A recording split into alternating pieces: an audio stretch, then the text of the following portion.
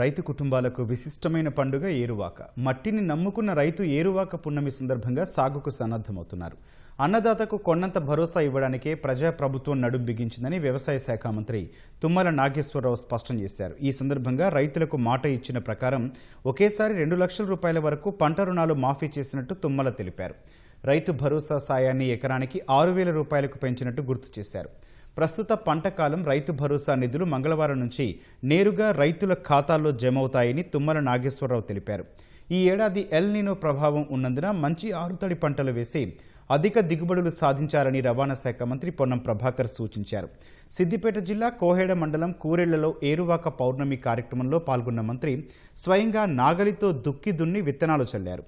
దేశానికే వెన్నెముకైన రైతులకు ప్రభుత్వం పూర్తిగా అండగా ఉంటుందని పొన్నం ప్రభాకర్ స్పష్టం చేశారు.